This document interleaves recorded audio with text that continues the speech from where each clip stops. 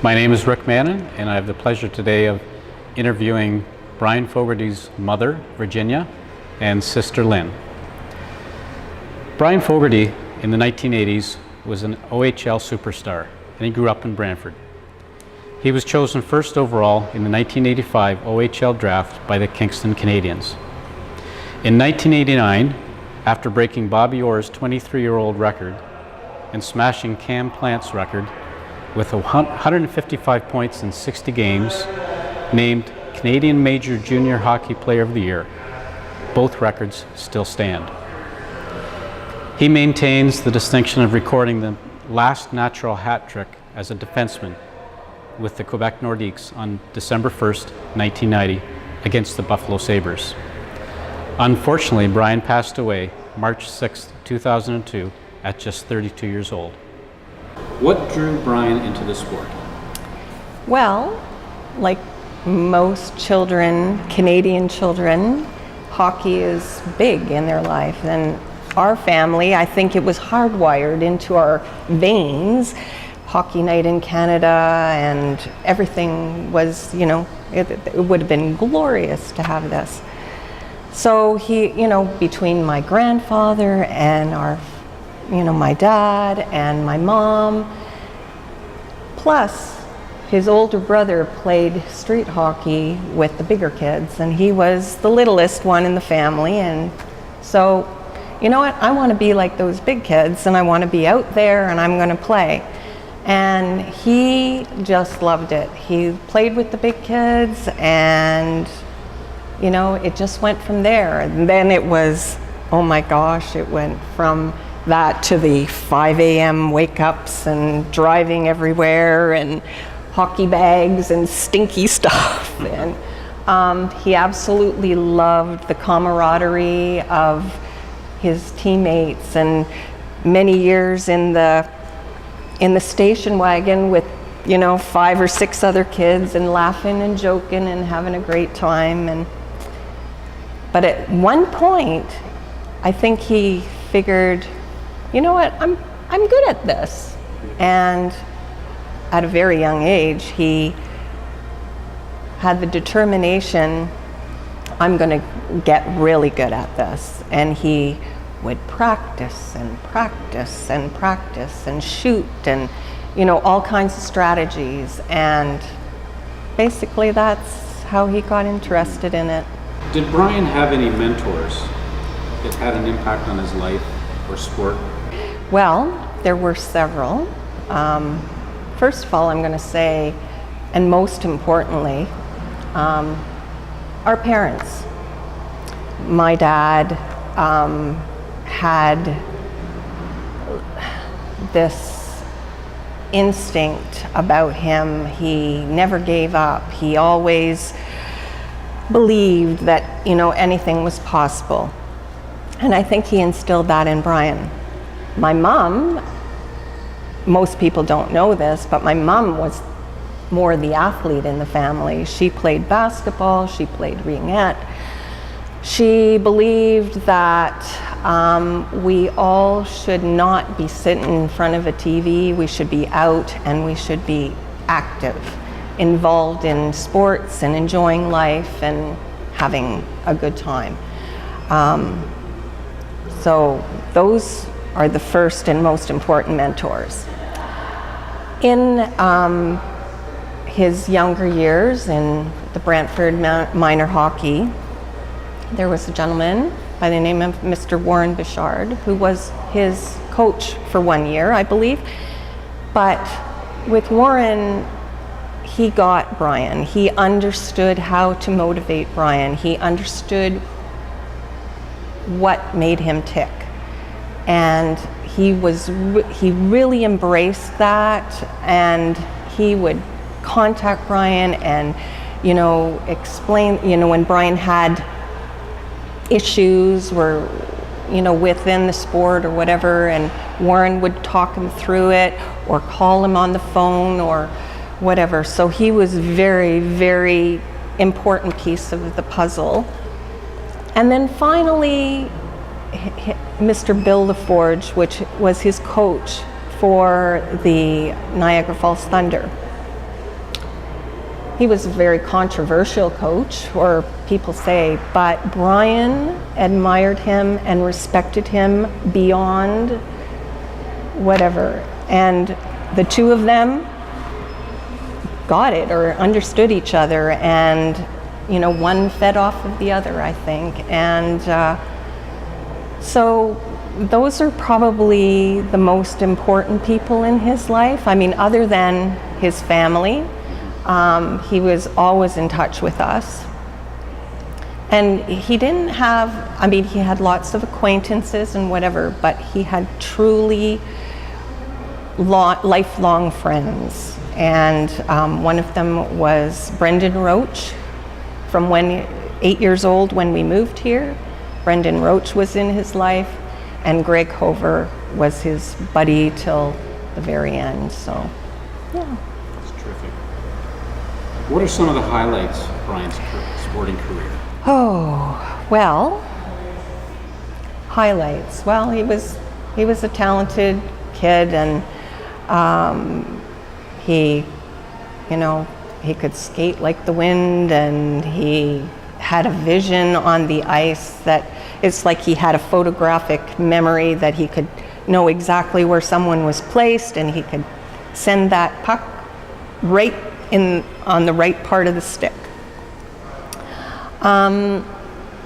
Highlights. So in 1985, he was drafted in the OHL draft by the Kingston Canadians, and he was first choice. He played for the Kingston Canadians for 3 years.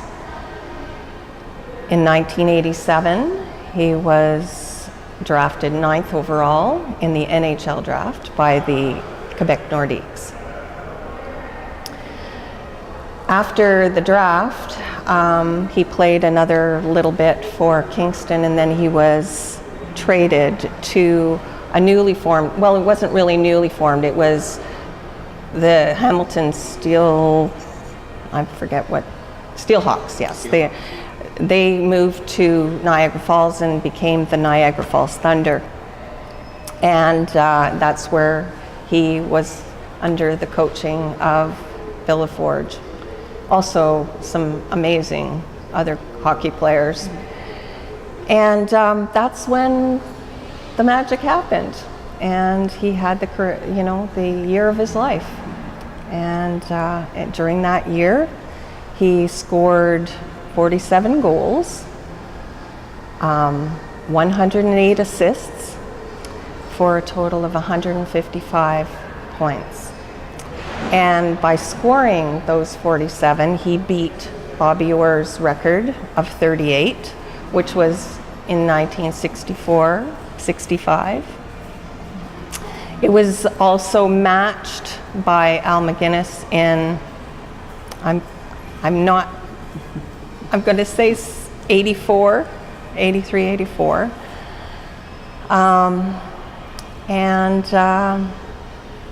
Now I'm going to have to go to my notes because I don't want to mess up here.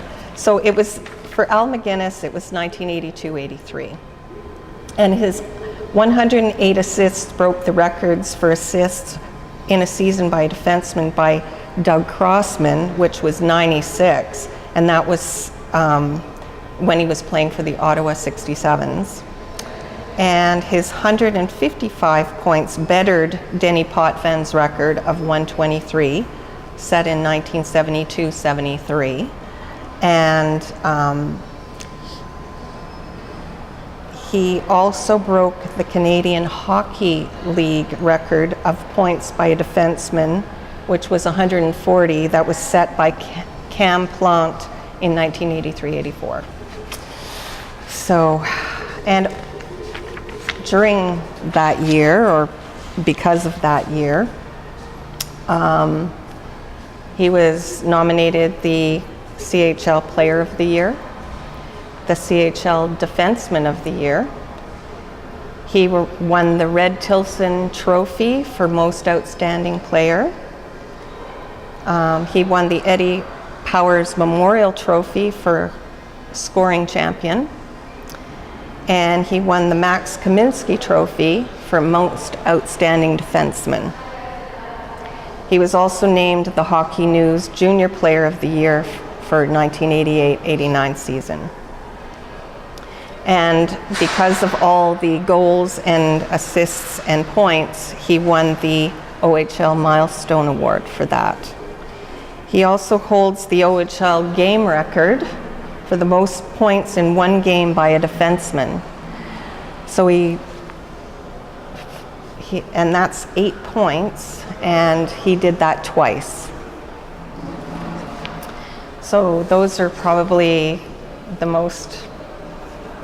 All I can say is wow. That's amazing.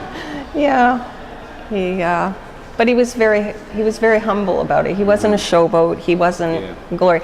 I just, maybe a little note is that during an awards banquet for whatever, all of this, Bryan went up to his coach LaForge and, gave him a big hug and sort of whispered in his ear. He says, "How did you know I was capable of doing this?"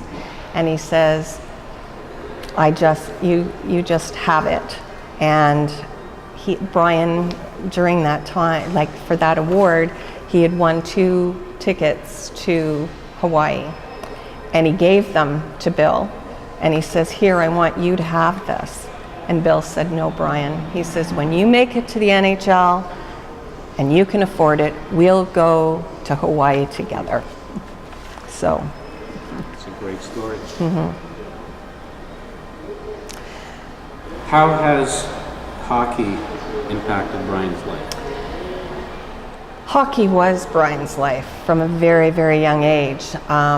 He ate, slept, dreamt, he played it in his head. He played it every day of his life, to the point there was a couple of years that my parents were thinking, maybe we should get him into something else, because it was just, everything was hockey for him. It was his conditioning, it was, his nutrition, it was everything in his life, so. What does it mean to the family for Bryan being inducted? It's a huge honor. And as we were talking earlier, it's about the history. It's about remembering. It's about that there was a kid that actually achieved these things, and other kids can achieve this too. Sorry.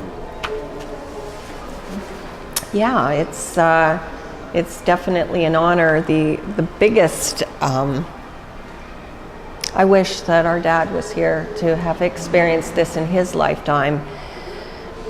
And I'm so grateful that my mom has been able to see this happen.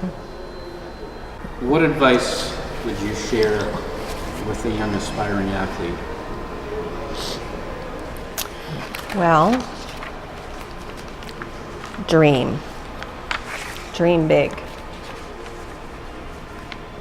Practice.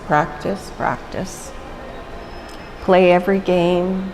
Do anything you do to the best of your ability, every day, all the time.